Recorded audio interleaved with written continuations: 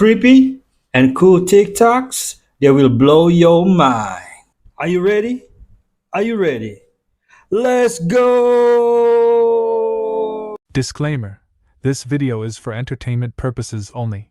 Please do your own research, as these clips haven't been fact-checked. So this guy was just digging a hole in his yard one day when he accidentally discovered this massive underground cave with every single wall completely covered by millions of seashells. You see, it's now known as the Shell Grotto in the city of Margate, UK, and ever since that guy first stumbled across it back in 1973, to this day, no one's ever been able to figure out who built it and why. The Shell Grotto starts out with a long winding passageway around 8 feet tall and 70 feet in length, and it leads to this 15 by 20 foot rectangular room filled with somehow even more shells. So in total, the entire cave's surface area is almost 2,000 square feet and it's covered with approximately 4.6 million shells. And since someone obviously spent years, if not decades, painstakingly digging out this cave, all while leaving zero documentation, experts have no idea what to even make of it. Since the shells had all been intricately placed to make hundreds and hundreds of specific patterns and drawings, a member of the Kent Archaeological Society hypothesized that it had first been created in either the 17th or 18th century. Others have speculated that it's connected with the Knights Templar or the Minoan civilization. But although still no one knows for sure, the Shell Grotto is now protected as part of the National Heritage List for England, and it still draws countless visitors to this day. I'm guessing the person digging lost his property somehow due to historical significance. Girl attacks her husband, catches charges, comes home, they move on. But when I started digging into who Joey Mercer really was, and how this girl ended up in that house in the first place, this story became something else entirely. Because Anaya Lee was first reported missing from Youngstown, Ohio, at 12 years old. So where exactly was she between then and the moment she ended up married to a 52-year-old man? I don't play with kids. Let me take you back to Youngstown, Ohio. Police records show that Anaya Lee was first reported missing at 12 years old. She walked out of her home on a Thursday evening at 5:30 p.m. The report noted she has autism, and then she was found safe that time. But she reportedly went missing again around the age of 16, and this time, nobody could find her anywhere. No document, and nothing publicly shows me where Anaya was or who she was with during those years. And then, she resurfaces. On TikTok and on Instagram, posing alongside a man named Roger Joseph Mercer. He was also called Joey. 52 years old, allegedly from West Virginia, and according to everything posted on their joint social media page, they are married. Their TikTok page is titled, Happily Married to Anaya Marie Mercer. Joey posted what he described as a marriage certificate. He has cropped it though. The bottom half, that shows their signatures, is not visible in any of the images he shared, though Anaya would later address that herself. But legal or not, this was the life Anaya was living. This man goes so cold in the paint. You know he ain't good when it had crying. Literally crying. I ain't never cried over no the way I cried over my baby. Oof. That's the difference. He done turned me to a demon behind that. I catch a wait, get a shovel, if you know what I mean, behind mine. Her parents sold to him. Case closed. The vampires and werewolves that made Little Old Forks, Washington world famous, those only exist in the pages of a novel. More than a century ago, something more haunting was in those woods outside of the Olympic Mountains. We are talking about Beastman. Hey, I'm Lauren Donovan, and I cover Washington past and present, and this is Washington Legends. You know the name, but how about the story? For most millennials, Forks is synonymous with Twilight, but long before those romance novels, this remote corner of Washington was known for something else entirely. We're talking about logging, of course, but the one thing that I found that is as close to Twilight as can be actually happened a little bit south, and it involved, as I said, the Beastman. Oh yeah, it's a real thing. I got the headlines to prove it. It said his eyes were black, long brown hair covered his face. He had these long jagged nails covered in dirt. He would use his rifle to gun someone down 200 yards away. People were so spooked, in fact, they didn't want to go into the woods. And so for a time, the entire timber industry in Grays Harbor County came to a halt. And it said he was a cold-blooded killer accused of murdering 6 men, 2 of which were his own kin, resulting in one of the largest manhunts in Washington history. Seriously, massive posses gathered, and newspapers would write that he was wrongfully released from a sanitarium in Portland. The Tacoma News Tribune shared this photo of a lean-to where he was hanging out. It said he moved through the forest with the swiftness of a panther. It took 2 years to catch this guy, track him down, and to kill him. You can see the final result of that here in this old tintype photo. And I found this bit about his burial very interesting. So at the funeral, I guess 100 people showed up, friends, and even the people that were out hunting him down. Didn't I tell y'all there was something off about Antarctica? Haven't I been screaming it from the rooftop? This whole Oliver Tree debacle has me in a chokehold, okay? Well, let's talk about it. Really quickly for the newbies. I have been saying since I started my channel, I feel like Antarctica is the biggest cover-up of our generation, okay? The ice wall. What's behind the ice wall? Is there an ice wall? Admiral Byrd, all of the things. Now we have Oliver Tree. Let me play you something. They're taking all of your ideas. They're scrambling your little heads, messing with you. And then meanwhile, you're a little pawn in this game and they're doing such crazy. You can't even begin to imagine, Andrew. You can't even begin to imagine the shit these guys at Lockheed Martin. There is so much to unpack. Now, really quick breakdown for the people that are new to the Antarctica tea. TikTok, this is for entertainment purposes only. None of it is true. It is all satire. Will need your tinfoil hat for this one, okay? Put it on and secure it. You ready? Okay. Admiral Byrd was a man in the 1900s. He was a famous aviator, one of the best at that time, okay? Homeboy flies over the South Pole, says that he actually flew into a hole, okay? Came out the other end, and it was lush green land and animals, creatures that we couldn't possibly imagine. He saw mammoths there, so many things. Rainbow freaking cities, different civilization, everything. Some people say it's Agartha. I can't get into that. It's going to be too long of a video. But all in all, I believe that is the case. Now, and I believe it was, 1946? Sorry about that. 1957, he was in the middle of Operation High Jump, ice wall. An ice wall is high jump. Okay. Also, he claimed that there was an ice wall. Allegedly. Comes back, he's telling the world like over a span of years. All of a sudden, he has a heart thing. He's gone. A year later, they make NASA. Shiny object for everyone to focus on. 1959, they quietly signed an Antarctic treaty prohibiting self-exploration of some parts of Antarctica. Cool. Okay, we kind of got the backstory. I believe Admiral Byrd paid for the information that he brought to the public. Now we have Oliver Tree. Oliver Tree was doing a documentary. It was 7 hours long on Antarctica. Oliver Tree was a millionaire. And there, I believe, is a population of 5,000 people that are able, like, it's scientists and very wealthy people that can go to Antarctica, aka the Rothschilds. Apparently, allegedly, have a whole island there. Oh, I mean, being Oliver Tree and having like a whole bunch of money, I feel like he just dug a little bit too deep. And now at 32, he's no longer with either that, or he is hiding in those bunkers that he was talking about. Faked his death. I don't know. There's only so much I can say on this app. Oh, this is crazy. Admiral Byrd 2.0. It's giving that. I have to make a whole other video on what Oliver Tree said that he saw when he went out there. Okay. As always, make sure you like and follow. Comment down below what you think if you want a part 2. Love you guys so much. Mwah. If y'all want a long form deep dive of all the things I cannot say about Antarctica on this app, to my YouTube, you're gonna love it there.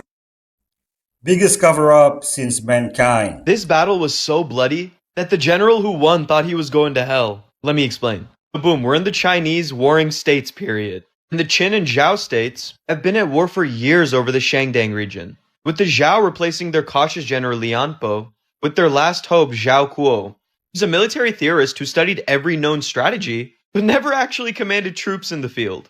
Now at the same time, the Qin did the same thing with their general, putting in Bai Qi, their most successful general, responsible for more battlefield victories than any other commander of his era, and credited with killing, get this, around 890,000 enemy soldiers in the span of his entire career, with the Qin putting him in secret so the Zhao wouldn't know who they're fighting. The battle was absurdly successful, with Bai Qi executing a perfect double envelopment, pretending he was weak in the front, sending cavalry columns across both flanks, and severed the Zhao army's supply lines, cutting off 400,000 soldiers in a mountain valley. After 46 days without food, the Zhao army attempted a mass breakout, with Zhao Kuo being killed in the attempt. Now, according to the Sima Qian, when this happened at the end of the Battle of Changping in 260 BC, those surviving 400,000 soldiers, now starving and leaderless, all surrendered, with Baiki now having 400,000 prisoners. 400,000 mouths he couldn't feed. The Qin supply system was at its max, but he can't free them. They just rejoined the Zhao. I mean, why wouldn't they? Look at the circumstance and how they surrendered to begin with. But supplies are also low. So what do? What the all 400,000 in a single operation were buried alive. The Chinese population at this time was around 20 to 30 million. Baiki killed roughly 1.5 to 2% of the population in one afternoon. Later on, when the king of Qin forced Baiki into exile, refusing to command some military campaign, and then sent him a sword with the implicit order to commit suicide, it's reported that Baiki took the sword and said, "What crime have I committed against heaven that my life should end as thus?" Then after a long pause, "I deserve death. At the Battle of Changping, I executed several 100,000 soldiers of Zhao, who had already surrendered. That is crime enough to merit death." Then killing himself. No mention about the burying alive part, just the killing after the surrendering. The Zhao never recovered. Within 40 years, the Qin conquered all of the remaining states, and then unified China under its first emperor, with Changping being a potential military inflection point. But the option of execution, that was done on a scale never seen ever in the ancient world before or after, is the sort of screaming buried alive body that grimly is a portion of the foundation that makes up Chinese civilization. Someone should have just gave this kid a sandbox.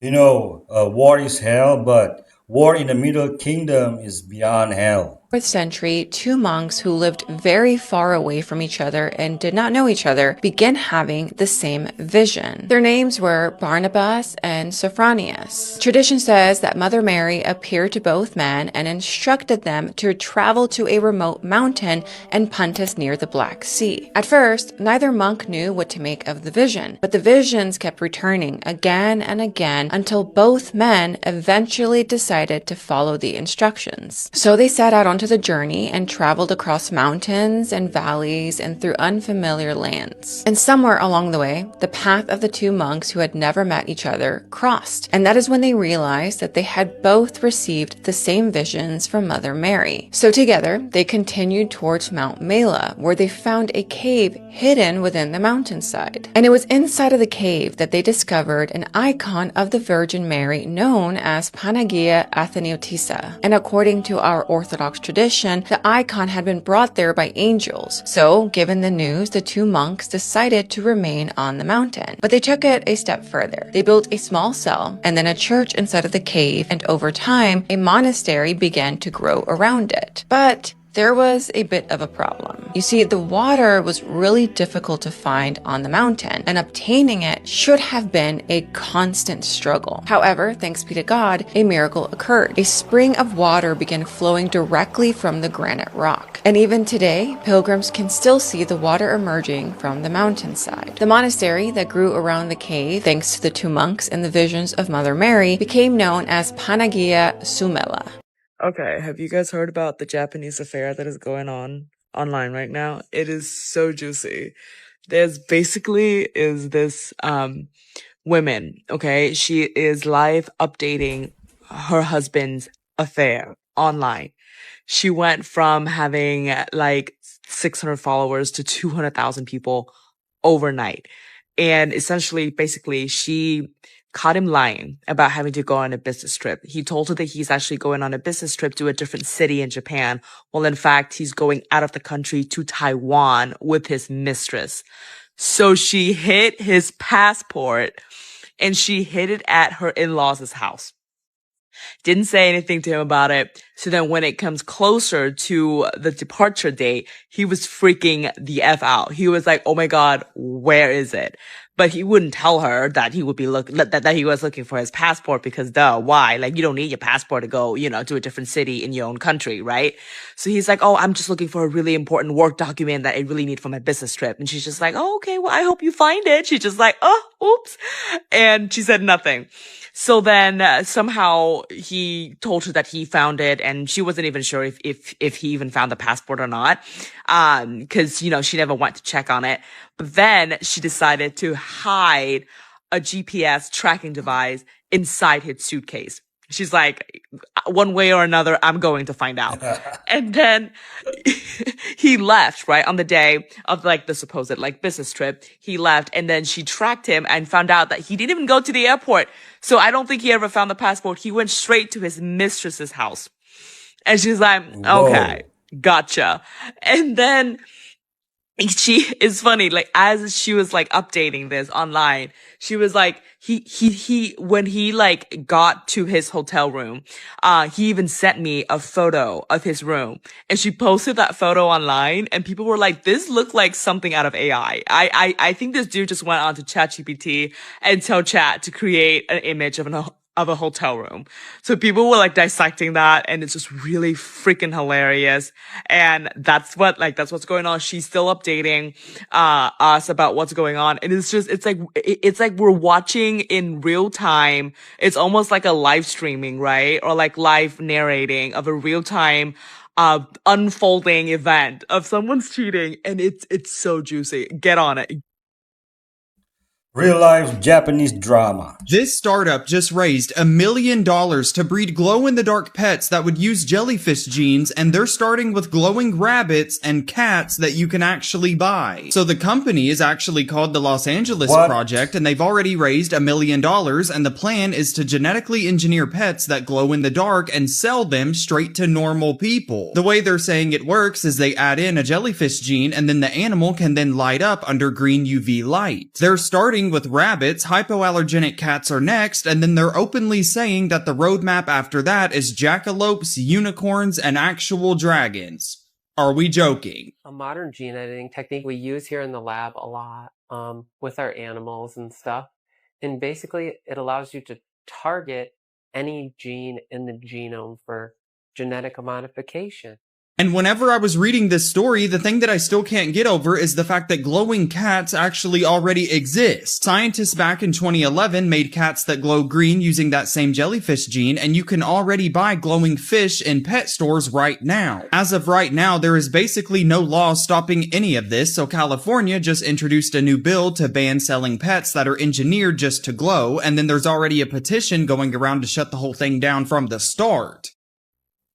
Why though? Leave the animals alone. Once every 7 years, a mysterious island is visible off the coast of Ireland, and 2026 is predicted to be the next appearance. Recorded on thousands of maps but never actually found, this is Hy Brasil. Hy Brasil is shrouded in fog and visible for just 1 day every 7 years. Even then, reaching it was said to be impossible. Hy is an old Gaelic word for island, and Brasil comes from descendants or clan of Brisal, who was an ancient figure linked with nobility and greatness in early Irish lore. The first recorded appearance of Hy Brasil was on nautical charts in 1325, and for centuries afterwards, maps from around the world placed a round island in the Atlantic, complete with a river bisecting it. Sailors and villagers claimed sightings throughout the ages. Some described green meadows and woodlands before it faded back into the mist. Others tried to explore it, but only found sea where it once seemed to stand. Said to be a place where nobody aged and there was eternal peace. An Irish physician from the O'Lee family claimed he was transported to this island and gifted a manuscript of cures. A real 15th century medical codex which is now stored at the Royal Irish Academy. Despite centuries of fascination, Hy Brasil slipped from the charts by the late 1800s, with its final appearances noted around 1873. By this point, it had appeared on thousands of maps for over 600 years. Now 2026 is here. Could Hy Brasil reveal itself? You could see it when the mist parts. What would you hope to find? Does the Uncanny Valley explain why we're the only human species left? So a lot of you guys have probably heard about the Uncanny Valley. It's the idea that basically things that look almost human kind of terrify us. You know, things that just look almost human are just weird looking, like a lot of these bad robots, as well as CGI and like horror movie creatures. They just look, uncanny. So simple stick figures and cartoons don't look uncanny to us because they're just so unrealistic. But as you get pretty realistic but not superhuman, you reach the Uncanny Valley. And it's not until that they look very like photorealistic that they stop creeping us out. And maybe this explains why there's no other species of human left. Other human species and hominids often had very different proportions to us, proportions that made their faces look uncanny. And perhaps the Uncanny Valley effect is a product of human evolution. And perhaps our revulsion to these other species may have caused us to commit genocide.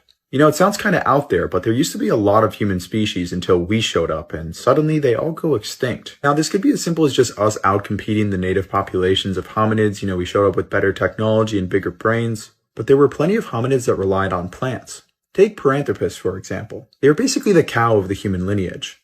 They had massive jaws and muscles so that they could eat a bunch of plant matter and even like hard nuts and stuff that we definitely couldn't eat. So why did they eventually go extinct? Scientists don't really have an answer, but we're a big culprit. And this goes for about a dozen other species of hominid. Think of the tiny hobbits of Flores, for example. They had been living on their island for about 1 million years. Then our species showed up around 50,000 years ago and they vanished basically overnight. And even giant primates like Gigantopithecus weren't safe. Though our role in their extinction is not known for sure, it's certainly possible that we played a hand in eliminating them. And perhaps this was simply because we could and they weirded us out. I don't know, I think there's some truth to the fact that we probably genocided a whole bunch of different species just because we wanted to. The invention of the spear thrower and the bow and arrow made us pretty much invincible and able to kill any animal we wanted to. And perhaps the uncanny valley was the reason for the extinction of all these other hominids. It's an interesting idea, so check out my new video to learn more. Just look up Northo2 on YouTube or look up the title of that video. About 100 years ago, construction workers plunged down into the roof of the Hypogeum. And remember that the temples in Malta were considered the oldest megalithic sites on Earth before Göbekli Tepe was found. This is like 3600 BC. So in this place, this underground sanctuary, they found thousands of bones, elongated skulls, animal bones, a ritual landscape. And it was never supposed to see the light of day again. Just think of that. It sat beneath the surface for thousands of years. So they plunge into it, and what do they find? At room 20, they find an oversized handprint with 6 fingers on the wall right outside. So 1, 2, 3, 4, 5, the thumb is right here. Verified, photographed, archaeologists wrote about it and gave the dimensions. It is of a much larger size than a normal human hand. Now, remember the traditions in Malta. Gigantea, Sansuna the giantess, builds it as a place of initiation. In fact, at the Valletta Museum, from Hajaim and Tarshan, there are figurines of the mother goddess with 6 fingers on each hand at 2 different sites. And several academics have written about the divine nature of this polydactylism, once again, in the supernatural association with giants. What would you do if I told you you could visit a castle that was believed to be built to seal the gateway to hell itself? Well, you can, and this is how. And follow for more travel recommendations like this one. It's called Hauska Castle, and what makes it really strange is that it was built in the middle of the woods, not on a trading route or protecting a city like castles normally are. And it doesn't have any normal castle things in it either, like a well. The local legend says it's because the castle wasn't built to keep people out, but to keep something in. Right under it, there is a pit so deep that you can't see the bottom. And locals reported that they could see things come out of it at night. These winged, half-human, half-demon creatures. The story goes that that's why they built the castle there, to seal this pit. Now, during construction, there was a prisoner who was sentenced to death, and they offered him a full pardon if they could lower him into the hole and he'd report back what he saw. He said yes, and they lowered him down. After only a minute, he started screaming. They pulled him up, his hair was white, he looked decades older, and he died later that night. And everyone was like, well, that's our worst fears confirmed. So they quickly built a chapel on top of the hole to seal it. And inside, they painted a mural of a left-handed centaur, which back then was basically a symbol of demons to keep them at bay. Now you can actually visit this place, and it's only an hour from Prague. And you can do tours where they take you inside the chapel and talk about the monsters beneath your feet. Share this with someone you want to go and study. Why don't people go into the pit today? Like to see. The link between Hungarians and Sirius the Dog Star isn't just a random joke, it's a lot deeper than you think. On the one hand, the idea that Hungarians are secretly aliens from Sirius is a real conspiracy theory, actually believed by at least a few people in Hungary, but the relationship between Hungarians and Sirius is also an important piece of film history, too. In a previous video, I did a deep dive into the ancient alien theories about Hungarians. In that video, I talked about how both science fiction legend Isaac Asimov and inventor of the nuclear reactor Leo Szilard both joked about how Hungarians are from outer space because of their scientific achievements and hard to understand language. I also surveyed some of the theories you can find on internet blogs or Facebook groups that merge together everything from Atlantis to the Dogon people of West Africa to interpretations of Hungarian mythology, often pretty incoherently. Finally, I mentioned probably the biggest backer of this theory, the right-wing politician Laszlo Grespik, who famously said the DNA of the human race has 2 or 3 twists per unit of length, while while Hungarian, or Japanese, to whom we are distantly related, have 9, which is the same number of twists of the light coming from Sirius to Earth. This is the origin of the exceptionality of the Hungarian mind, soul, and spirit, its cosmic origin, the chosenness of the Hungarians. So that's all very fun and silly, but I want to touch on a real connection between Hungarian history and Sirius that Hungarians can probably be a bit more proud of. So what is quite likely one of the first films ever made about time travel was indeed a Hungarian movie from 1942 named Sirius, one that in fact enraged their Nazi allies. The movie, which was considered visually groundbreaking at the time, centers around a machine named Sirius that can fly faster than the speed of the Earth's rotation, which allows its traveler to fly back into the past. A romantic Hungarian count travels from the 1940s back to the Habsburg Empire, where he fends off assassins and duels with his ancestor, a proud Habsburg lackey. Even though the film was made in the backdrop of Hungary's alliance with Nazi Germany, the Germans hated the film and blocked it from competition for the main prize at the Venice Film Festival, then called the Mussolini Prize. This is because, above all, the film is extremely anti-German, mocking the Austrian Queen, the Habsburg alliance, the German characteristics of the nobility. Some film historians have argued that the director used the narrative device of time travel to get around censors to criticize the country's alliance with Nazi Germany, implying that it was wrong to trust the Germans back then and it's wrong to trust them now. So, while Hungarians may have not come from Sirius the Dog Star, Sirius made its way into Hungarian history anyway. In 1979, a group of frail, elderly men were brought to a secluded monastery in New Hampshire. When they stepped out of the van, they were greeted by a Harvard psychologist named Dr. Ellen Langer. She told them that they would be living in this monastery for the next week with 0 outside contact. After the old men struggled to bring their heavy bags inside, they looked around and realized they had just walked into a time machine. Everything inside looked exactly like it was from 20 years ago. There was no modern technology, only vintage TVs, radios, and magazines from the 1950s. There were no mirrors either, only photos of what these men looked like 2 decades ago. Dr. Langer gave them one rule. They had to discuss events from the 50s as if they were happening right now. So for the next week, they talked about Castro coming into power, watching the Ed Sullivan Show, and read 1959 editions of Life magazine. On the final day of the retreat, Dr. Langer saw something incredible. The same men who had arrived 1 week earlier, barely able to walk around without their canes, were now running on the grass playing a game of touch football. They had aged in reverse, and the medical tests proved it. They were taller with stabilized posture. Their fingers had grown because the inflammation causing their arthritis had been reduced. Their hearing and vision had improved, and when strangers were shown the before and after photos, they said the men looked like they were 2 to 3 years younger. Before the experiment, the men had adopted a state of learned helplessness. The world treated them like frail old men who needed constant care and assistance, and so that's how they saw themselves. But within just 1 week of living as if they were younger, their minds commanded their bodies to actually be younger. You know, your reality is nothing more than a projection of your inner mind.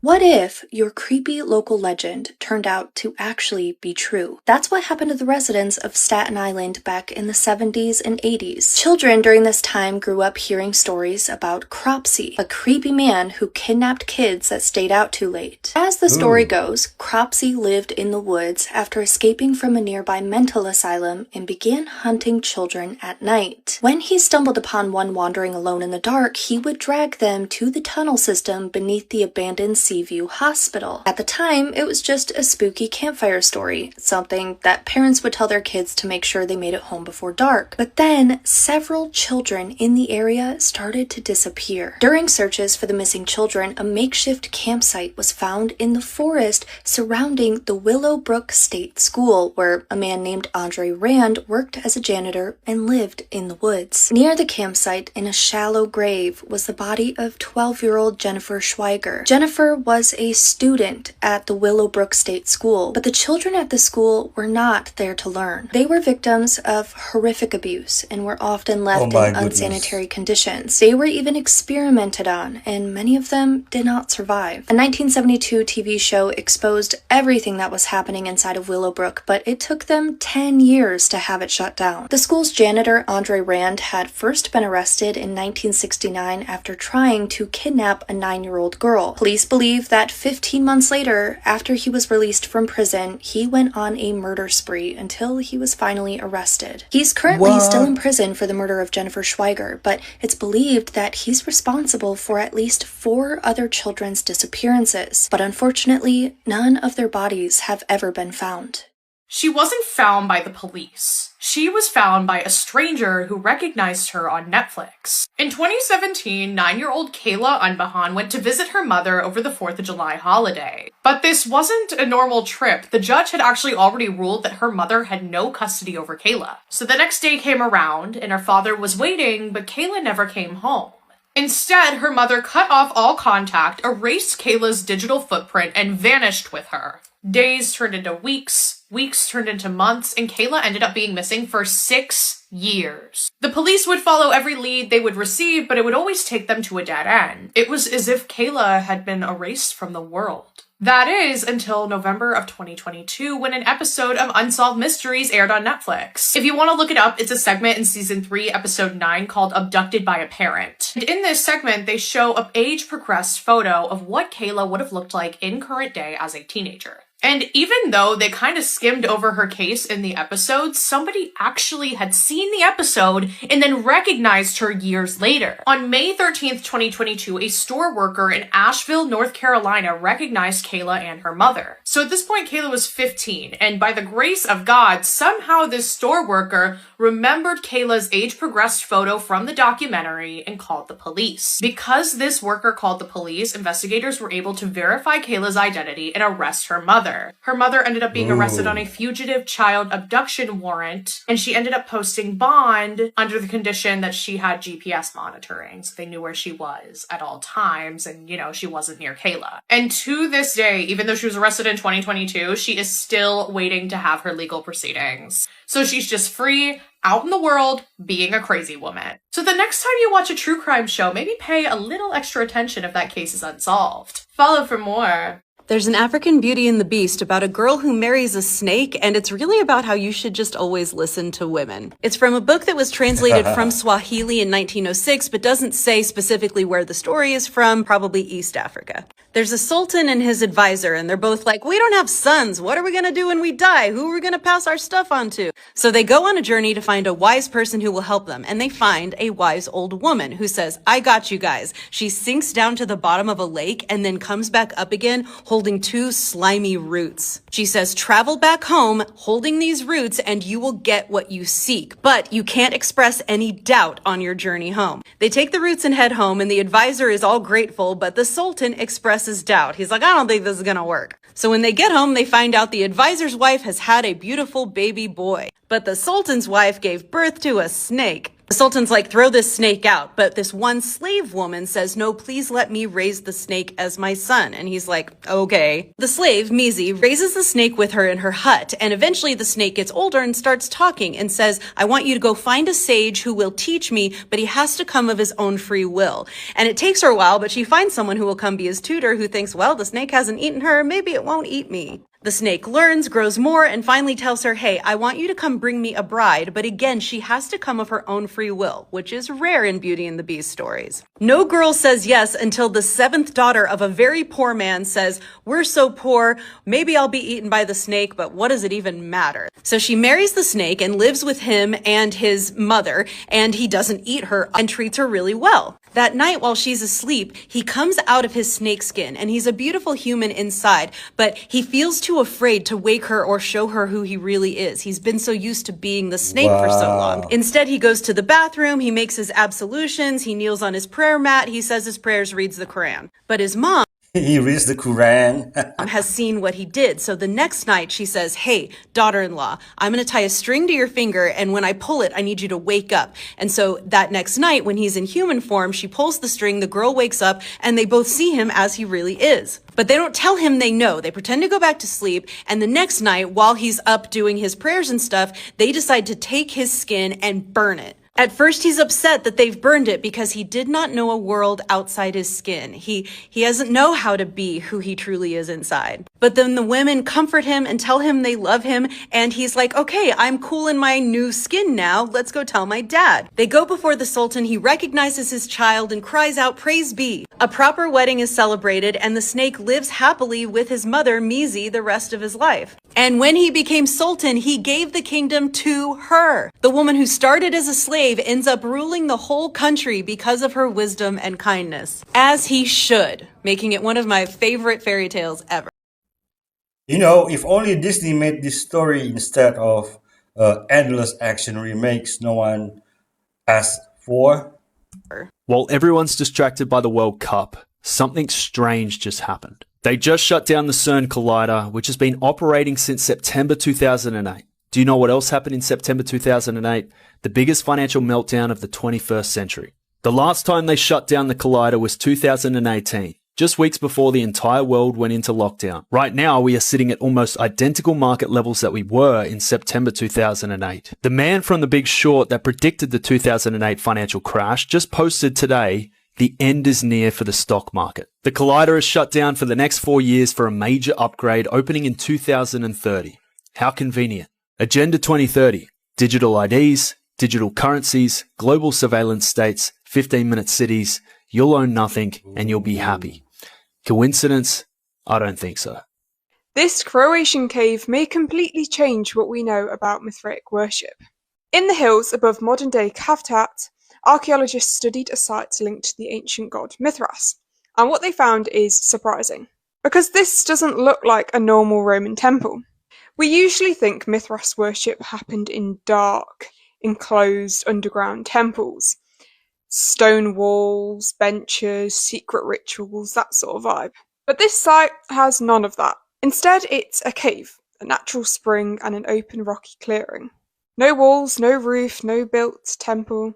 And that's the big shock. Researchers think people may have gathered outside, in an open-air ritual space shaped by the landscape itself. There's still the famous image of Mithras killing the bull, so it's definitely the same religion. But the setting breaks all the rules we thought we knew. Even the natural spring may have played a role in the rituals. Water was hugely symbolic in Mithras worship, but here, it's simply part of the landscape. So instead of a fixed Roman temple, this may have been religion shaped by nature itself. If you enjoyed this video, then make sure to follow for more archaeology updates like this.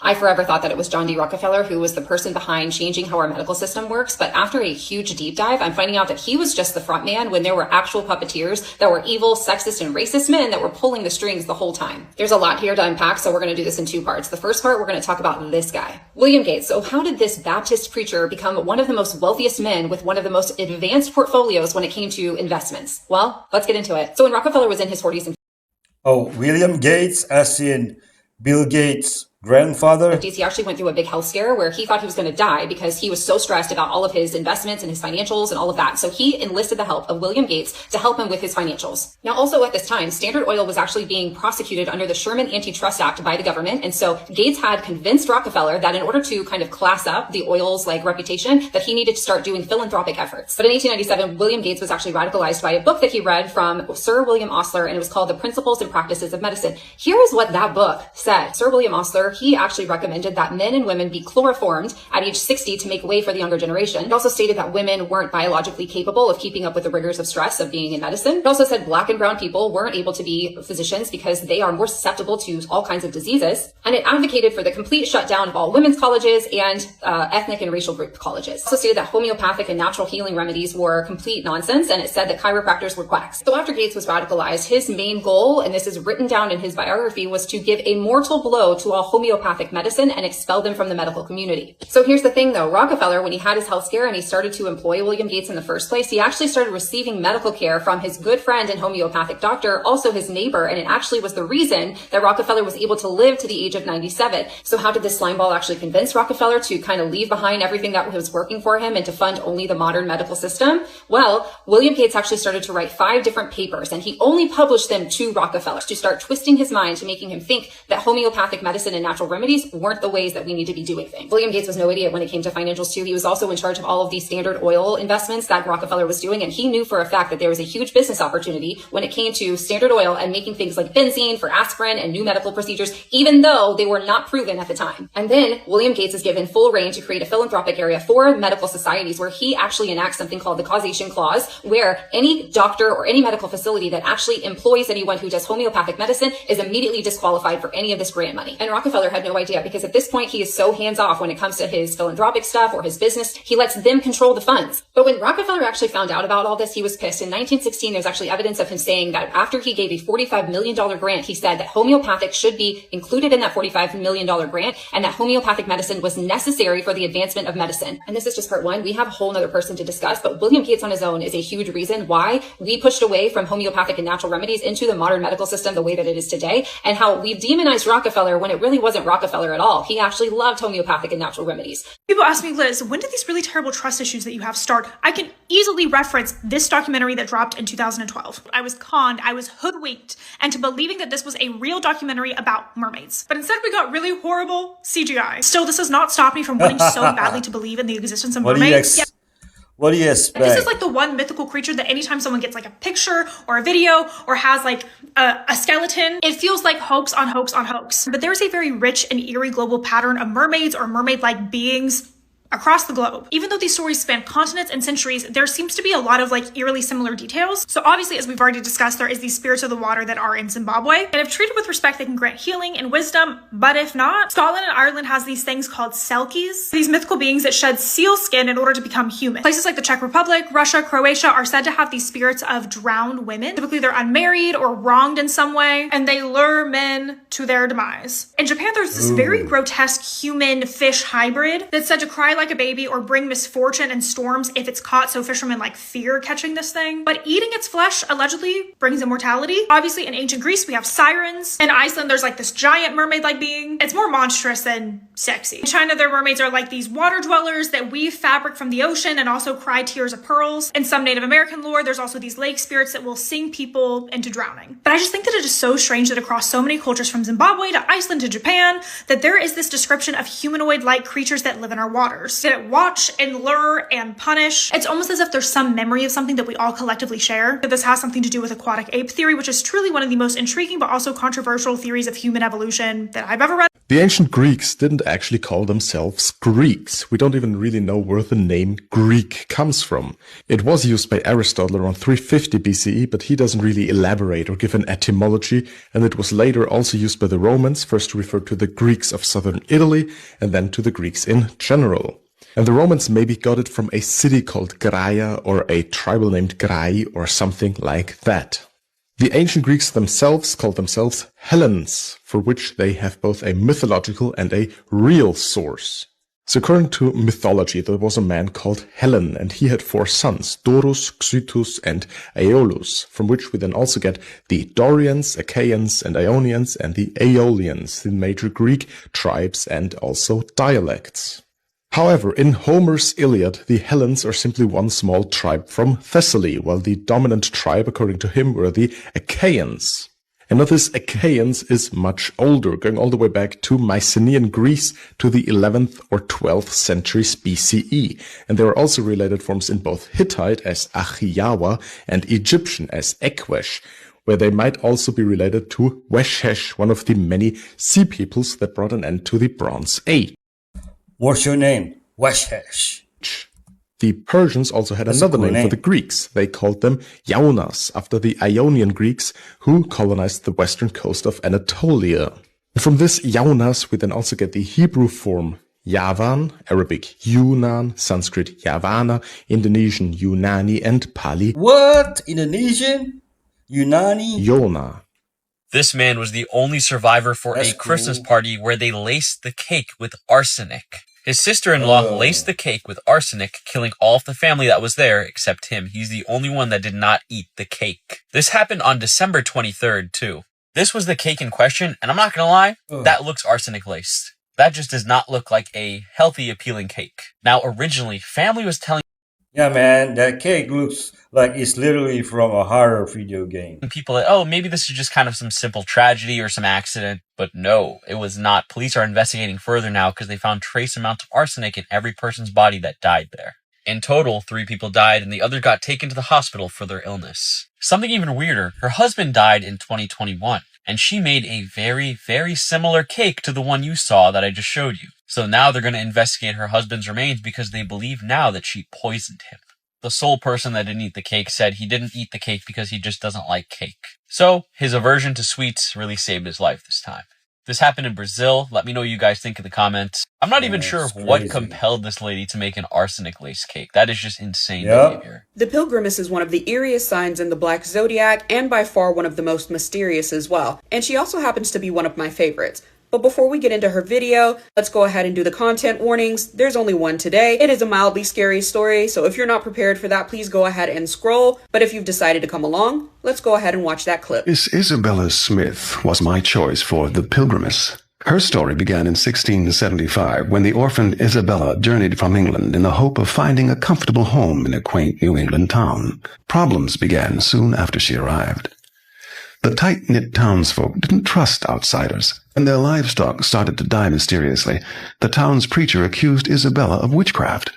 She denied the claim, but the town quickly turned against her. As more livestock fell ill, the preacher acquired a mysterious illness. The town rallied into a frenzy, cornering Isabella in a farmhouse, which they lit on fire. Moments later, Isabella miraculously crawled out, still alive, and without a single burn upon her skin. The astounded townsfolk sentenced her to a slow death in the stocks. There she stayed for weeks while children stoned her. Women cursed her and men spat on her. The humiliation proved worse than the pain. Finally, Isabella succumbed to starvation. Whether or not she was a witch, I can't say, but her powerful anguish served my needs well. So the Pilgrimess is the 7th sign of the Black Zodiac, making her the equivalent of a Libra. Now, aside from her stalks reminding me slightly of the scales that the Libra has for their sign, I know absolutely nothing else about the Libras, so you guys are going to have to drop that in the comments. So like I mentioned in my video about the Juggernaut, each sign has something characteristic of the family that they're in. For instance, the fire signs are always marked by some sort of duel or pride. The water signs are marked by mommy issues. Earth signs are marked by a lapse in impulse control. And the air signs are all bound by something. Now, y'all know I love American Horror Story and all of the witches in it. So when I watched the video for the Pilgrimess, it reminded me a lot of Ska Hawk from American Horror Story. And it kind of makes me wonder if Ryan Murphy and Brad Falchuk got the inspiration for Ska Hawk's character from this movie, because the storylines are extremely similar. Now, like I mentioned, the Pilgrimess is one of the eeriest and mysterious signs of the Black Zodiac. And while we don't actually see her character very often, what we can tell is that she does appear to be aggressive. So I'm not really sure if your survivability is up or down with her encounters, but I would definitely do my due diligence to stay away from her and to make sure that I have some good running shoes, because she is by far one of the fastest zodiacs that we see. And what makes the Pilgrimess even more intriguing is the fact that her character is alleged to have been the only ghost in the house who had some supernatural abilities in life. And to me, what makes her character even more terrifying is the fact that had she actually had supernatural abilities, the only thing saving the Kritikos family and Maggie from her wrath is the fact that she's locked up in those stocks. But anyways, let me know if you guys like the Pilgrimess, if you actually thought she was a witch in life, who your favorite member of the Black Zodiac is. Now, I know we only have one more ghost on the list, and a lot of you have expressed interest in more For decades, one of Washington's strangest attractions wasn't a zoo or a circus. It was a live gorilla living inside a Lakewood shopping center. Hey, I'm Lauren Donovan, and I cover Washington past and present, and this is Lost Washington, erased from the map, but not from history. BNI Shopping Center first opens its doors back in the 1940s, selling military surplus and discount items. And by the 1950s, the owners of this place, they start doing some wild stunts and gimmicks to get people coming through their doors. First came a baby elephant from India, then chimpanzees, a penguin, a lion, and a jaguar. Keep in mind, this was not a zoo. But the most famous attraction of all came in 1962 with the introduction of Ivan, a baby gorilla captured in Central Africa after poachers were targeting young gorillas out in the Congo. For just $7,500, the store owners bought Ivan and another young gorilla. They held a public naming contest, and out of that came Ivan and Burma. Sadly, Burma didn't survive long, but Ivan did. And for 3 decades, people would come and stare at what would come to be known as the shopping mall gorilla. And there was one point where the community took pride in this, dressing Ivan up as a mascot for the Tacoma Giants in a baseball uniform. But over time, public opinion shifted. Animal rights activists are protesting the conditions in Ivan's concrete cage. This is crazy. At one point, Michael Jackson even made a bid to adopt him, then withdrew it. But in 1994, after years of pressure and then BNI filing for bankruptcy, Ivan finally left Lakewood. Hundreds showed up for his goodbye party, coming to wish him well. He was taken to the Woodland Park Zoo as a donation and then later moved to Zoo Atlanta. And that is where he lived until 2012. And then somehow this bizarre story out of Washington about a gorilla stuck inside a circus store. It would later inspire books, a stage production, even a Disney movie. People are not scared enough of the ocean, and I'm here to fix that. Welcome back to another episode of Why I Stay on Land, where I give you some self-inflicted thalassophobia right before bed. The more I look into sirens, the less I know. Now, okay, before I get into all that, before the new people, I think there's a marine kingdom out there. I also think that it's demonic. Okay, I feel like sirens always thought they were real, right? Always knew there was something out there. Like, have you ever gone on a cruise? I've told this story multiple times, but for the new people, have you ever gone on a cruise? I have. And then you go out there in like the AMs and you're at the tip of the boat. It's like pitch black and you look out into the water. You realize like you're in a place that is not really your own. And like you low-key shouldn't be there. I had a feeling I'm like, I shouldn't be here right now. I felt watched. I know I sound crazy. Okay, for this next part, you're going to need to get your tinfoil hat, grab it in your hand, put it on, secure it. Okay, let's get into it. So, you guys know, maybe you do if you read the Bible or not, in the days of Noah, there were fallen angels that procreated with mortal women, making Nephilim. Now in the book of Enoch, which is an extra biblical text, I read as history, not scripture, it says that God cursed those women to the sea to become sirens, and tell me that doesn't make sense. They use what music to lure who men to the ocean? What music? No, Lucifer was an angel of worship in heaven, and on here he pretty much controls the music industry. Interesting. And the whole frequency conversation is for another video. I have videos on it, but I'll make another one if you guys want to. So it's like, yeah, I know sirens are out there. I know people have been seeing them for centuries. In Connecticut, modern day. At Navy Pier in Chicago, modern day. All throughout the Caribbean. I'm Haitian if you guys don't know that. But here's the thing. Something new that I learned. Apparently this is a normal thing in Caribbean waters, African waters. People having mer children. What is that about? Because to me, I'm like, okay, the women were cursed to the sea to become sirens, but like, how are they multiplying? Are they multiplying? Were there other things that the fallen angels, because while the fallen angels were on earth, according to the book of Enoch, they were mixing DNA, creating half animal, half human creatures. So like, what if there's more in the sea? Because y'all, you got to remember, the freaking ocean has all the things from before the flood. Like nothing in there died. Everything on land drowned, but the sea is the freaking same. So what if there's like other mixed creatures in there? And it's so many stories about like them having mer children in there. It's like human women that have like relations with mermen, and then they have mer children. They have to like make pacts and oaths to be able to see their mer children, or to get rid, like to get out of the spiritual bondage. They have to leave their mer children. And then what happens to the mer children? I don't know. It's 12 a.m. If I don't stop here, it's going to be a 10-minute long video. If y'all love this kind of thing, trust. You are going to want to go watch my YouTube. I have a whole podcast called The Deepest Rabbit Hole. Weekly postings, we get into all the crazy stuff I can't talk about on this app. As always, make sure you like and follow. Comment down below if you want a part 2. Like, let's talk about the mer children. One girl in China.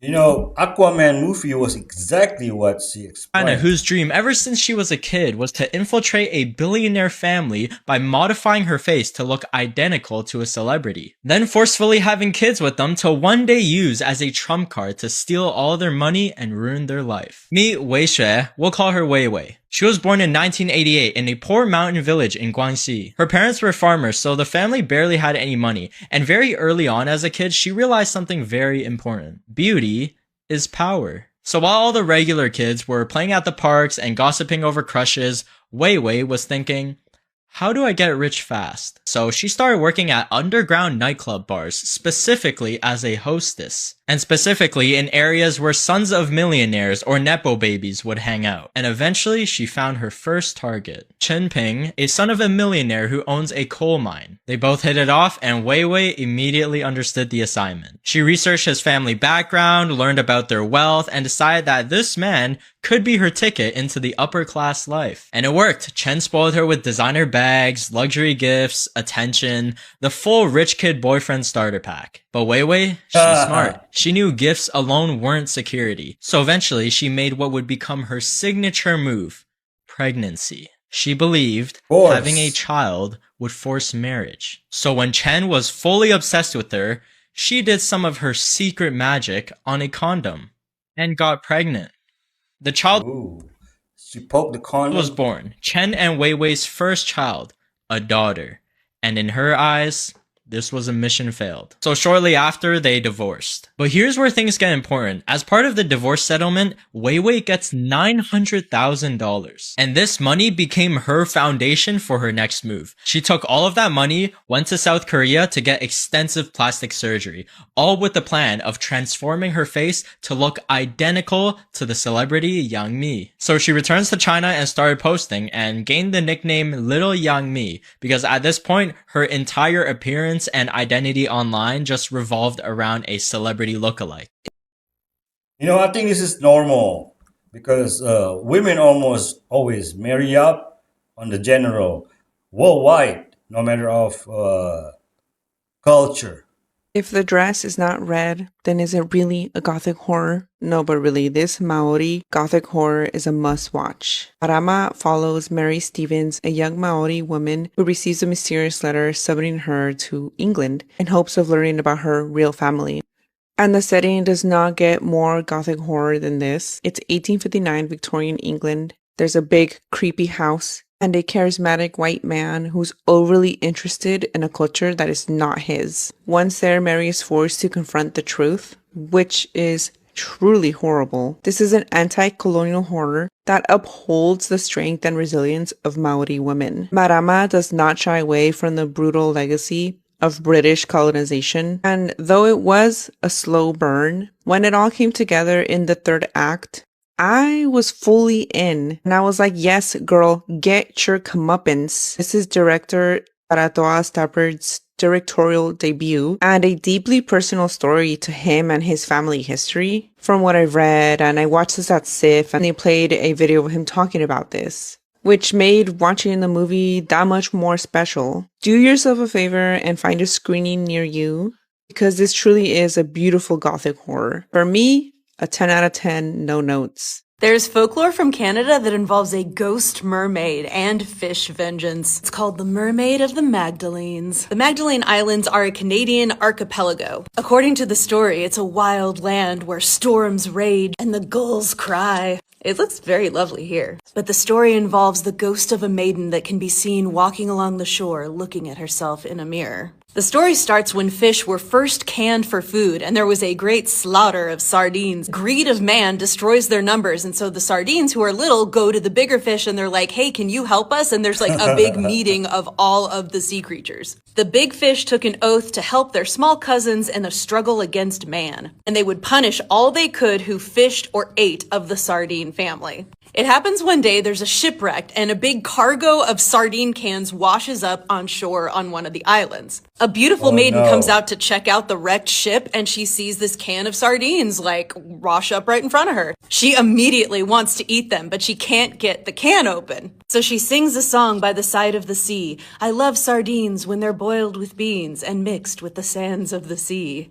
Yummy. Out in the ocean, a fish hears her and he's like, oh, I'm gonna get her, but he's like actually too scared because he's small. Then a merman hears her and he's like, you know, Merman. I've been wanting to abduct a human woman to make her be my wife under the sea, and I like this one's voice. I think I'm gonna take her. But as he swims close, he remembers he took that oath too to protect the fish of the sea, and she is committing a crime, so he swims away. But then her song gets heard by a black lobster, which is apparently a thing. He's actually under a rock, and she's like trying to break the sardine can against the rock because she just like really doesn't want to go home and get a can opener, apparently. The lobster's like, oh, hell nah. Unlike the other two, he is not afraid afraid to punish this woman, so he tricks her by saying, hey, give me the box and I'll open it. And she's like, oh, thank you. But then he grabs her and takes her down into the sea. What happened to her, no man knows, according to the story, but it's said that the lobster sold her to the merman. Lovely. She slowly turned into a mermaid in the water, and that's why you can sometimes see her ghost on the shore holding the mirror. She's watching to see how much of a fish she has turned into so far. Sometimes fishermen see her trying to comb her hair, but it's covered with pearls now. And they want to venture out to talk to her, but they know she will carry them off as human playmates in her home of bright shells under the sea.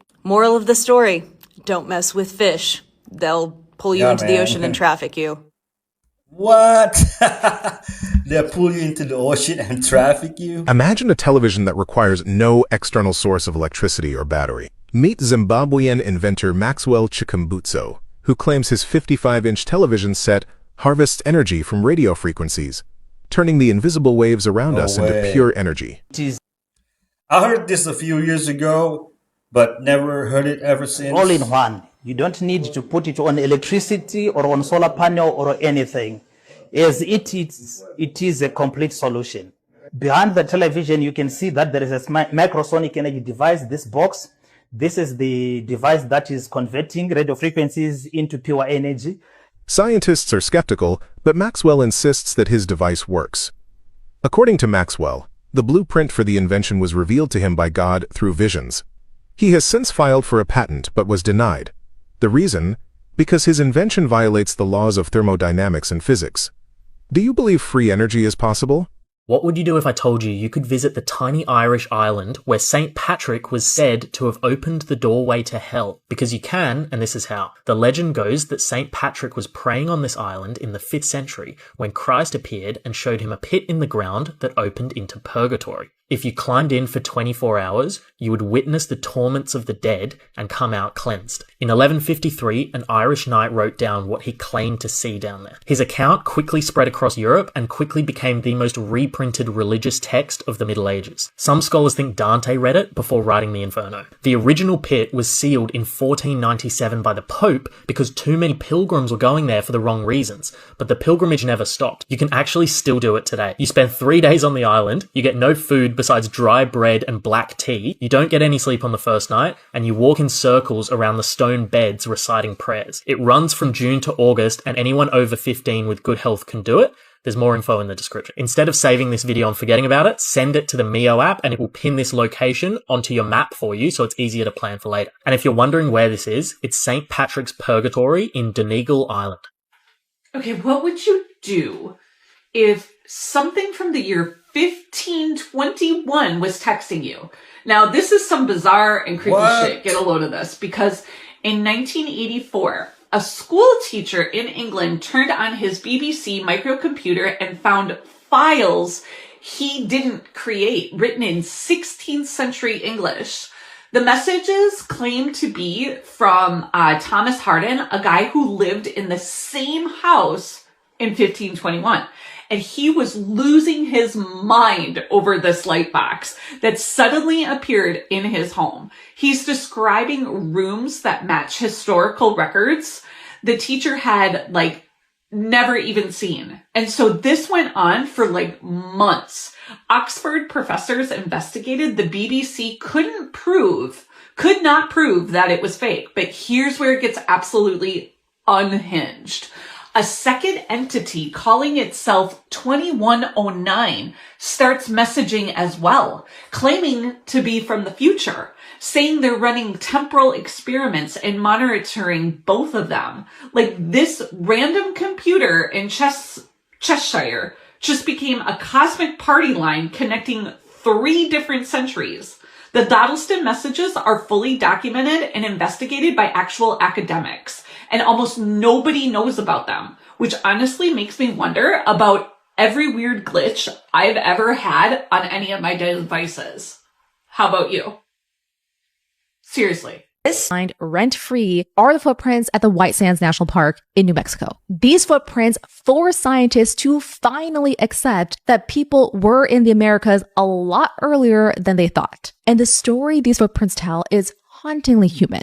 23,000 years ago, White Sands National Park was this vast, lush landscape of grasslands, and it was teeming with animals that no longer exist. Mammoths, giant ground sloths, direwolves, American camels, and humans walking along the shoreline, leaving footprints in the mud that would survive for over 20 millennia. Only in 2009 did scientists properly excavate the site, and what they uncovered was truly exciting. 61 human tracks left by up to 16 different people, and the sediment between those layers contained the seeds of a grassy plant, which scientists carbon dated to between 21,000 and 23,000 years ago. Here's why this is such a big deal. For the longest time, scientists believed that humans didn't arrive in the Americas until around 13,000 years ago, because 23,000 years ago, the world was experiencing the last glacial maximum. As temperatures dropped, a pair of massive ice sheets formed a nearly continuous wall of ice spanning across Canada. It was literally like the wall in Game of Thrones. Scientists argue that there was no way that humans could have possibly crossed into the Americas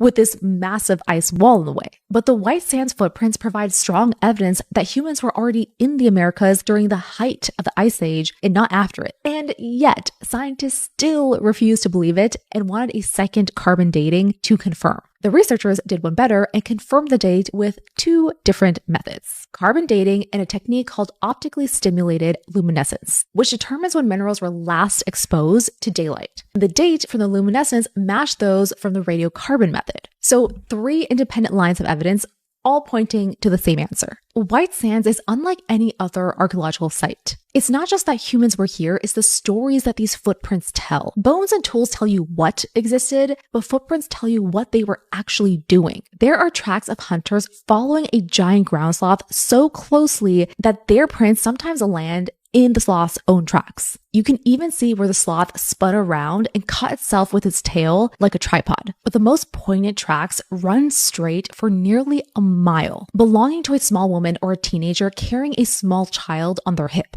You can see where they slipped in the mud at certain points. Child's footprints were when they placed the child down. Based on the size of the footprints, the child seemed less than 3 years old and didn't continue with the adolescent on the return journey. So did they drop the child somewhere with someone else? Were they fleeing something? We don't know. But what we do know is that White Sands gives us a precious snapshot in time from 23,000 years ago. A view through the looking glass into a life separate from us in time, but also so familiar in every other way. You know, Nova on PBS has a great documentary about the White Sands footprints. Inside the ruins of Templo Mayor, archaeologists just uncovered something incredible. A massive ritual offering commissioned during the rule of Moctezuma I. Just to give you an idea of how old this offering truly is, Moctezuma I ruled from 1440 to 1469. This was also not an offering for the ruler. It was from him to the gods. It all began in 2023 when researchers discovered this stone chest. Inside of it were 15 figurines from Guerrero and shells from the Pacific coast like this one that were carried hundreds of miles inland. After further excavation and research, they confirmed that this was an offering for the rain deity Tlaloc, one of the main gods of Templo Mayor. And if you're wondering why from Guerrero and why shells from the coast, it's because Moctezuma I was the first Mexica ruler to expand beyond the Valley of Mexico. His armies conquered territories there, and these figurines and these shells were brought back as a tribute. But instead of Moctezuma choosing to display these figurines as trophies, he chose to bury them in ceremony as a tribute to the rain god Tlaloc. This offering was a statement about his empire, and centuries later, the earth gave it back to us. Put it back, please. I exposed mermaids. There are so many mermaids inside this river. Made videos exposing witches. The city of witches. Lost my drone to a baby ghost. My camera getting stolen in a mysterious way. And every day when I sleep, I don't sleep peacefully. I get nightmares. And my life is now full of misfortune events. This is a result because I started this YouTube channel and now I regret it. Or do I? Man.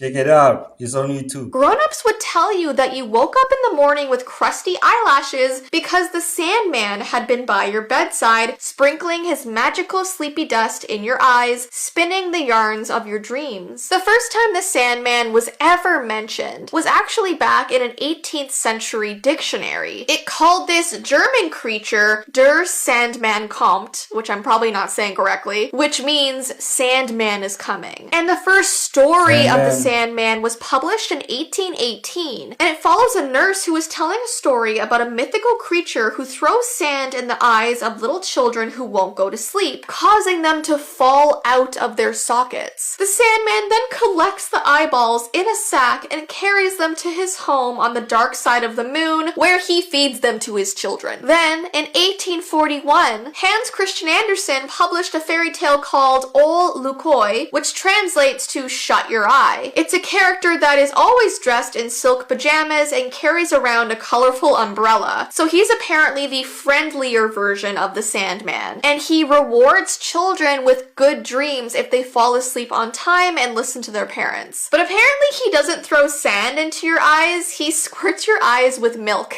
So that's great. It's interesting how so many kids' lullabies and fairy tales have really ominous warnings in them. Like in Little Red Riding Hood, kids are taught that if they stray from the path and talk to strangers, a wolf will eat them up. And in this story, if you don't go to sleep, the Sandman is going to come and scratch out your eyes. And the unusual thing about the Sandman is he's a lot bigger than you are, so there's no defeating him. You can't face him down like you can other villains in fairy tales. I found this really creepy sort of poem saying write-up about the Sandman that I'm going to read you right now. There is a creature that comes to you in that space of time just before you fall asleep, sometime after your eyes close for the last time that night, and sometime before you fall into a state of unconsciousness. He materializes over you. Is he an angel or something more sinister? No one is sure because no one has ever got a good look at him. Some claim he has a head shaped like the crescent moon and dark eyes with stars inside of them. He carries with him a bag of magic sand, and he sprinkles a very small amount over your face. Some say it twinkles in the moonlight, like 1,000 tiny stars just over your face as they fall. Some say the sand actually sounds like a music box, or the flitter of fairy wings. No one has ever really heard the sound, however, for by the time the sand touches your face and alights about your eyelids, you're on your way to dreaming.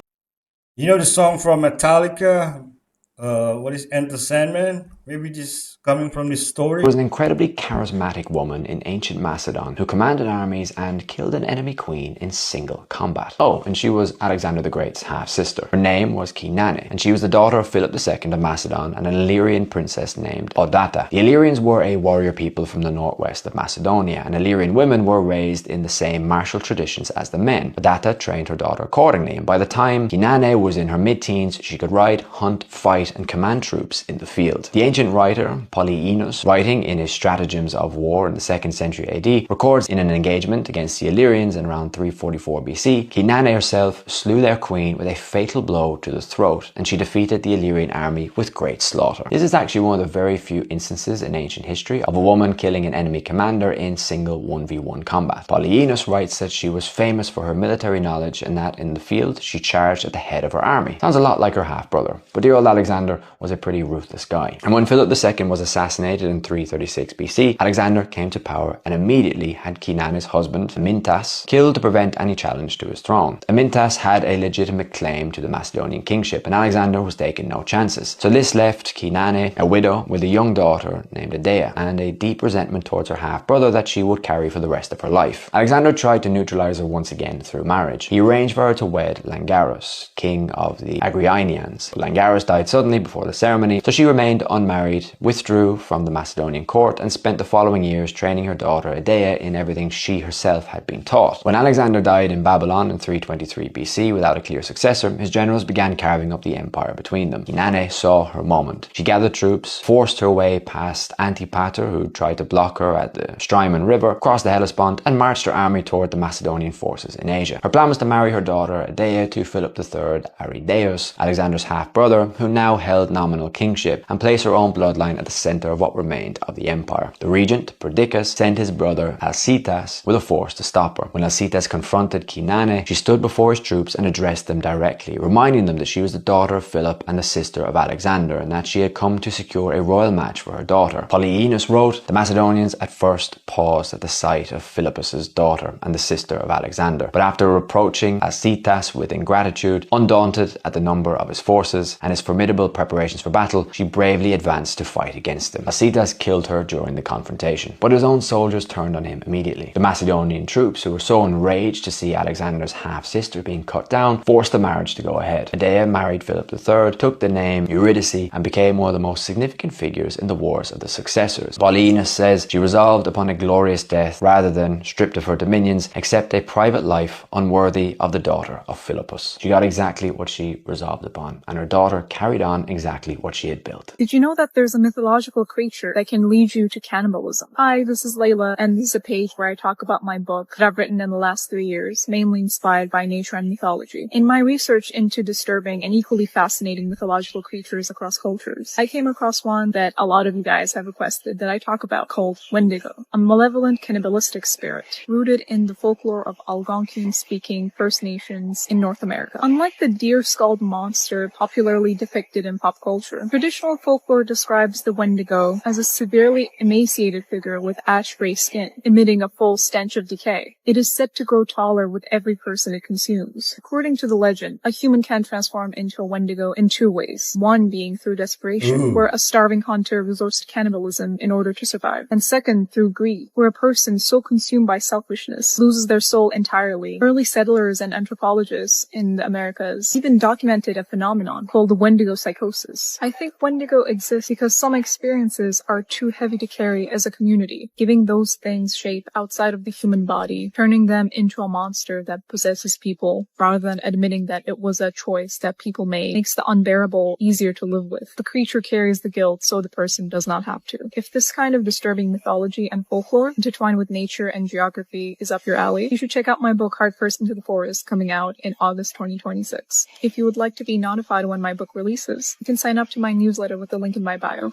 In 1974, a writer named Philip K. Dick had an experience that broke his understanding of reality. Not metaphorically, but he saw something, he received something, and what he spent the next 8 years writing about it suggests he never recovered from what he found. Philip K. Dick wrote some of the most influential science fiction ever created. Blade Runner, Total Recall, Minority Report, The Man in the High Castle. Stories about simulated realities, false memories, and hidden layers beneath the visible world. In February 1974, a woman came to his door to deliver medication. She was wearing a golden fish necklace. The moment Dick saw it, something happened.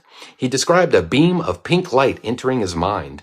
With it came what he could only describe as information, vast, structured, and immediate. He felt a presence, an intelligence, something that he called Valis, vast, active, living intelligence system. And it didn't feel like hallucination, it felt like contact. For the next 8 years until his death, 1982, Dick wrote obsessively about what happened. The document is called Exegesis, 8,000 pages of private writing. In it, he cycled through dozens of explanations. He had access to memory from a past life in ancient Rome. The world was still 70 AD, and modern history was a kind of a dream. God had made contact. An alien satellite was beaming information to selected humans. He was losing his mind.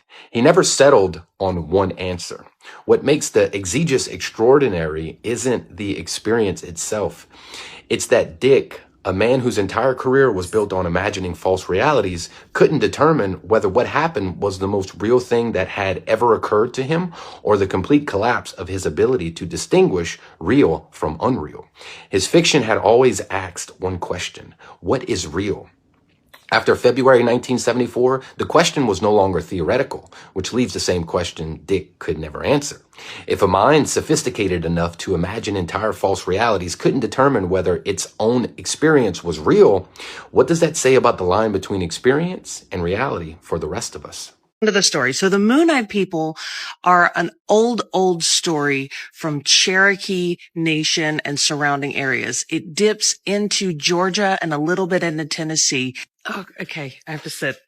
Now, the Cherokee had a completely different name for these moon-eyed people. They called them little people, or Yunwi-Yusti, and they believed that these were cryptid-type beings. They were nature spirits that could be kind or malevolent depending on their treatment. Now, the thing about the Yunwi-Yusti is that they lived underground, and they only came out at night, which is why they had the appearance that they did. They were only about 3 feet tall in height. They had enormous white faces with gigantic, wide blue eyes that helped them see at night. They were also pale, pale white, and some of them had very long beards. In here we call Tuyo. In 1840, a farmer on his land found these engravings that were ancient, made of soapstone, that depicted these beings that were said to be in the region before the Cherokee arrived here. And a lot of folks in this area believe that the Cherokee pushed these Yunwi-Yusti off their land further out from what is now the Cherokee Nation in North Carolina. There's legends that a state park in Georgia is where the Yunwi-Yusti went to settle, and they built a wall that would protect them from the Cherokee around their new settlement. However, these nature spirits were also believed to live in harmony with the Cherokee people. The story also extends into Welsh culture as a part of the Fae. And the reason I'm bringing that up is because a lot of people believe that these Yunwi-Yusti are descendants of a Welsh settlement by a Prince Medoc, which is kind of also a myth. It would have happened in the 14 or 1500s, and there are lots and lots of locals around that claim that they are descendants of this Welsh colony. Also beliefs that say that these Welsh preceded the arrival of Cherokee in the area. And there's a lot of discussion about that. But the remaining part of the story is this. Around this area, you can find a cross-shaped rock. It's starlight, and it appears like that in nature. However, the legend goes that when the indigenous people of this region of western North Carolina were pushed out west on the Trail of Tears, their neighbors, the Yunwi-Yusti, cried these tears that crystallized into these little cross rocks that remain here as a testament to the grief that happened when they lost their neighbors. Soon after this indigenous genocide, the Moon-Eyed people were seen and heard of no more. Wow. And that's the story of the Moon-Eyed people of western North Carolina. On May 16th, 2021, a woman reached out to her relatives asking about her niece. She hadn't seen little Aisha in a while, and she missed her. When she contacted Aisha's parents, they brushed it off. Oh, she's been staying at her grandfather's place for a while, they said. So the aunt went with her husband to visit the grandfather. Together, Aisha's aunt, uncle, and grandfather made their way to Aisha's house in search of an explanation. What they found there would haunt them for the rest of their lives. Aisha was in her bed. She had been there for months, but she wasn't sleeping. She was rotting. And when they looked at her parents, her own mother and father, all they got was the bizarre response. She will come back soon. It's part of the ritual. Aisha Latifatul Humairo lived in Dusun Paponan, a small village in central Java, Indonesia. She was 7 years old, the daughter of a 42-year-old father named Marsidi and a 38-year-old mother called Suartina. The neighbors adored her. She was mischievous, sure, but in that irresistible, charming way that makes everyone smile, even when they would normally be annoyed. She got excited easily. She didn't sit still. She pushed back sometimes, did things her own way. To most people, that just sounds like a 7-year-old being a 7-year-old. But to Marsidi and Suartina, it meant something was wrong with her. Their daughter was naughty. Rather than consulting a doctor or a child psychologist, they turned to spiritualists. Afraid for their daughter, Marsidi and Suartina brought their concerns to two important men in the village.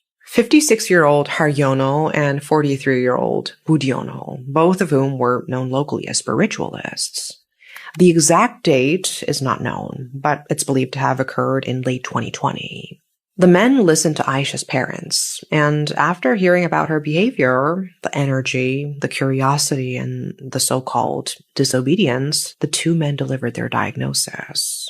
They concluded that she was possessed by an entity called Genderuo, and according to some accounts, they went even further, claiming that Aisha weren't merely possessed, but was herself an incarnation of one. Haryono and Budiono weren't concerned with this technicality. They told Aisha's terrified parents that their daughter's behavior was proof that something dark lived inside her, something that needed to be driven out. There was a ritual that could fix everything, they said.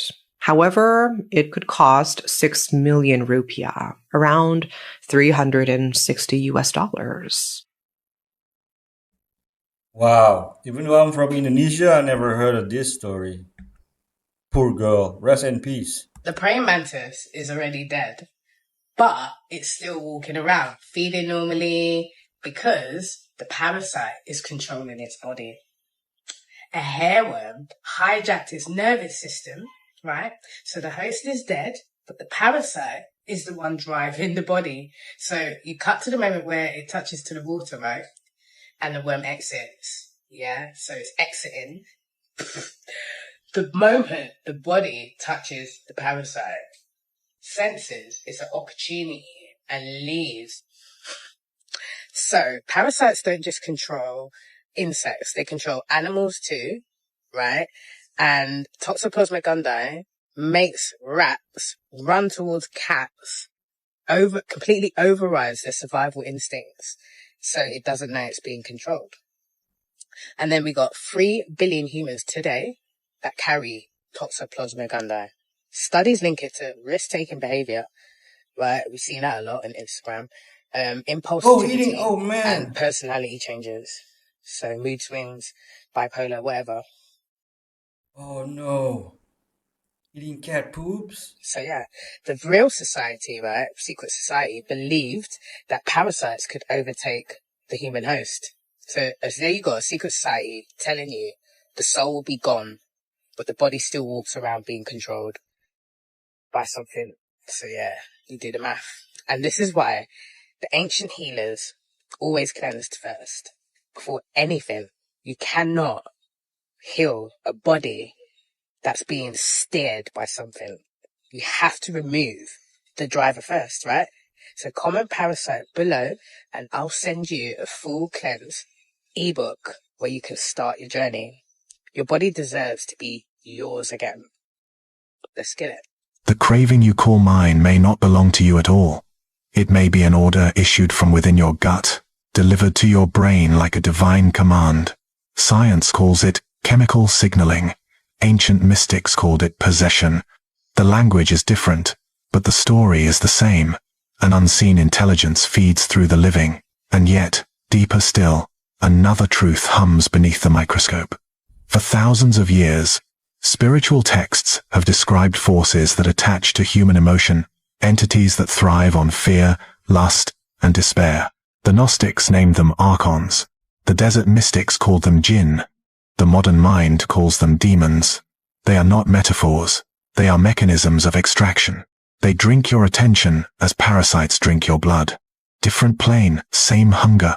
And what if here lies the unbearable thought the biological parasite is merely the physical anchor of that metaphysical predator? Two faces of one intelligence, operating through matter and spirit alike. This guy asked his wife to inject him with LSD on his deathbed, and then died in the middle of an acid trip, which sounds like the craziest thing to do. But when you get to know this man, it makes a little bit more sense. Aldous Huxley was born in 1894 to a very intellectual family. He aspired to become a doctor, but then at the age of 16 he developed an eye infection which left him partially blind for the rest of his life. He tried to join the military as a doctor, but was deemed unfit and therefore turned to writing as his career. Fast forward a bit to 1932, he published a book called Brave New World about a dystopian society that did really well, and he became quite a well-known author. But then 1953 is where things really changed. It was in this year which he took 0.4 grams of mescaline, which is the active compound inside the peyote cactus. He did this under the supervision of a man named Humphrey Osmond, who actually later coined the term psychedelic. He had a very profound experience. He looked at a vase of flowers and later claimed that he was looking at what Adam had seen on the morning of his creation, called it the moment by moments of naked existence. And he later described this as the most extraordinary experience of his lifetime up to that point. This whole experience led him to write a book called The Doors of Perception, which I have here.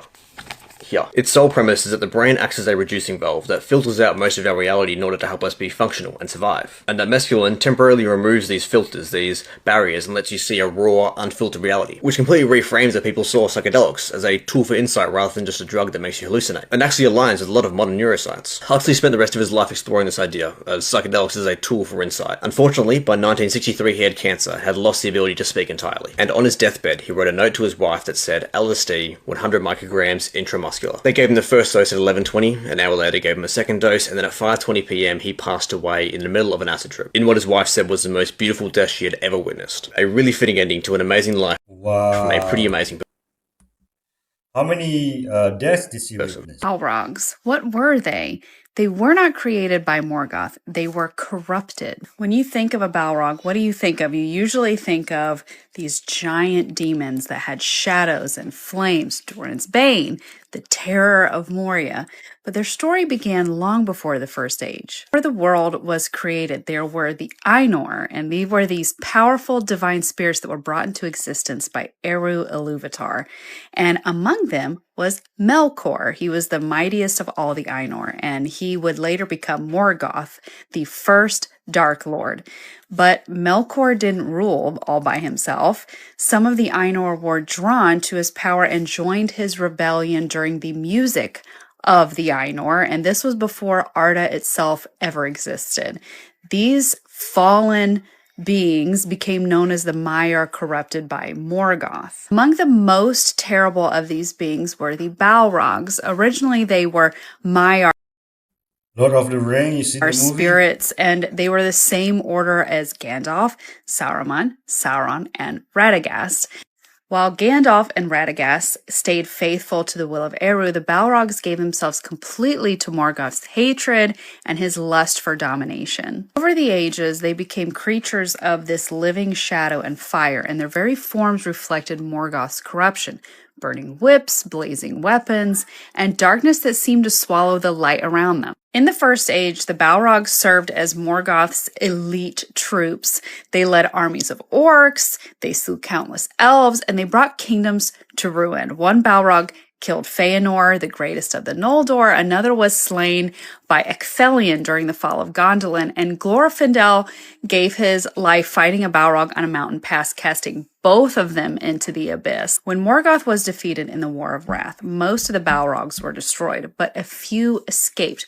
One fled deep beneath the Misty Mountains, where it slept for thousands of years in Khazad-dûm. And in the Third Age, the dwarves ended up awakening the Balrog that was Doran's Bane. And in one of And then, what's his name? Gandalf fought Tolkien's most iconic moments, it faced another Maya, Gandalf the Grey. Twisted by Morgoth into living weapons, and their fall is one of the oldest tragedies in all of Tolkien.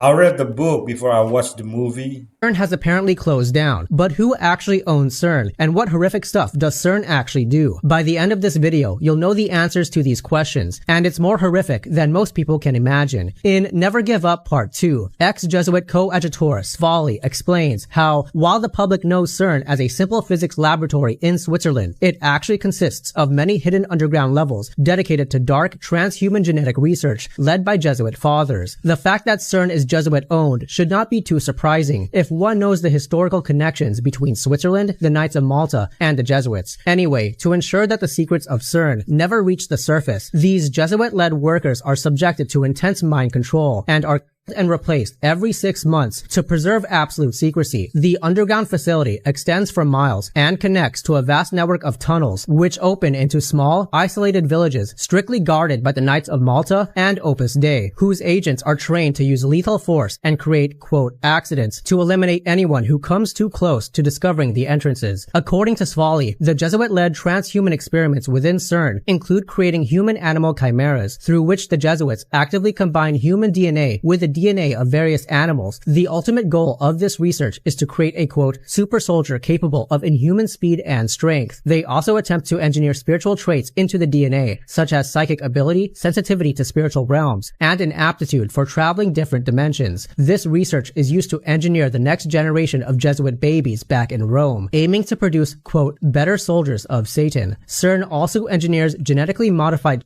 specifically ordered by wealthy members of various occult societies. Common requests include covered entirely in fur, possessing both male and female, or having undergone specific training upon delivery. These cost several $1 million each and are implanted with a fail-safe device that releases poison to kill them by the time they are 2.5 years old, ensuring they do not live long enough to become a liability. The atmosphere in the underground labs is described as a literal hell, filled with the constant eerie wailing, screaming, and grunting of the human-animal chimeras. To force their compliance and ensure they can return to their normal lives without being destroyed by the memories of what they have done, the Jesuits subject the CERN workers to extensive amnesia programming to wipe their memories of the facility completely once their rotations end. To learn more about the Jesuits and their plan for the New World Order, comment truth for my new book. Have you gone your entire life without breaking a bone? Because there's a weird theory about people like you. Some people believe that if you've never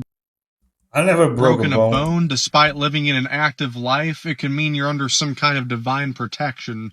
Now, is there scientific proof of that? No. But throughout history, many religious traditions have talked about God protecting people for a purpose before they even realize what that purpose is. Maybe you've walked away from accidents that should have been worse.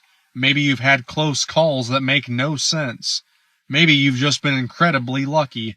Or maybe there's something or someone watching over you until your mission is complete. Whether you believe that's God, destiny, or pure coincidence is definitely an interesting question. So let me ask you, have you ever broken a bone, or are you still undefeated? Did you know that werewolves are actually some of the oldest mythological creatures in human history? It's pretty. The earliest werewolf story dates back to ancient Greece with the story of King Lycaon, who was a mortal king that decided to trick the god Zeus by feeding him human flesh. And as a retaliation, Zeus decided to turn King Lycaon into a wolf, which is where we get the word lycanthropy. By the Middle Ages or the medieval period, the werewolf myth had actually taken a much darker turn, especially across Europe, where individuals believed that lycanthropy was tied to Wicca, witchcraft, and the occult, and oftentimes individuals were burned at the stake if they were accused of lycanthropy. And as far as I know, this sort of Middle Ages folklore surrounding werewolves is actually going to be the backdrop for Robert Eggers' new movie, Werewolf, which I am so ready for. Like, I am so excited for this movie, you don't even understand. Interestingly, Scotland actually has its own werewolf myth. We have the myth of the Wolver, which hails from Shetland, and the Wolver is a werewolf-esque character that has the body of a man but the head of a wolf, and is covered in brown fur. But uniquely, the Wolver doesn't transform into a wolf like the werewolf, they are just born in that form.